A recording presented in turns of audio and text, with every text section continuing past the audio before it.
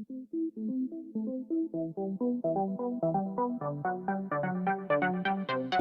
welcome my friend, and then I am planning to show you that how to open this Toyota Corolla car's bonnet and hood. And firstly we have to open that bonnet in inside area, and let's go to look that area first. Okay, and firstly we have to be inside in this Toyota Corolla area, and then we have to look in that right side area in driver's side, and there is the switch, this one, and when I pull out that in that way, then this my bonnet opens. This is the switch in that way, and then we go to outside to look the result. Excellent. Okay, and then we have next step that we have to look a little bit in that hole, and there is this switch area in this Toyota Corolla car. It is possible to see. This is excellent information because we have to move this lock plate. Okay, and this is really great that now we can see this steel bar in here. It isn't that one in here, and when I move that in this position, at the same time I can lift that bonnet out. Great, this is great innovation from Toyota car. And let's look this switch more. Okay, and this switch is important because otherwise we can't open this bonnet and hood because it's like locked, but now this is like in free, and it is actually very same line as this Toyota's logo. And here is this switch, and now I install this my support bar, and this is the switch what we have to move in this direction. And let's go to look even closer. And here is really this switch what I have to keep in that position, and then I pull up this bonnet and hood, and there is this locking pin what locks that.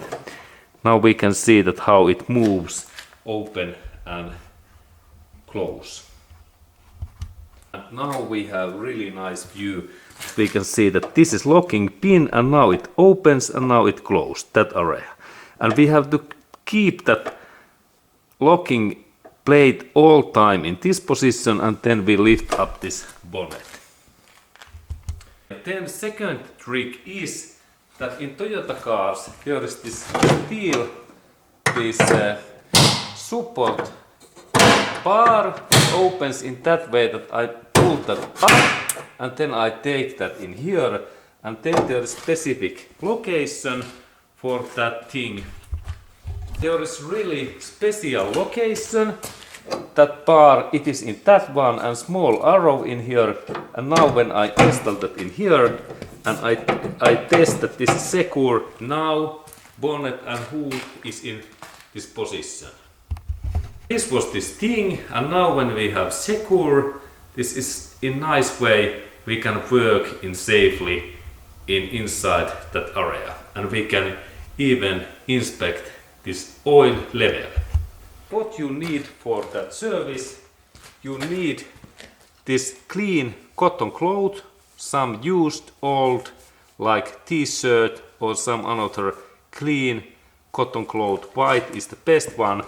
And now we clean this dipstick, this lowest part in here. There are those measurement points, and now I need that clean cotton cloth and take grip in here and then clean totally that area. And then there is easy way, 2 small dots, and this is the minimum level. It is like bad line. If oil is in that area, we have to add oil, engine oil, and this is this good level, this upper dot, and we have to always check that oil level is in this up area. And now I install that carefully in down, and listen to this sound. This is sound of quality, listen. And now oil dipstick is ready for measurement. I take that carefully away, and then in this area, this must be in horizontally in this way, this dipstick, and then we look that in what line we have this oil.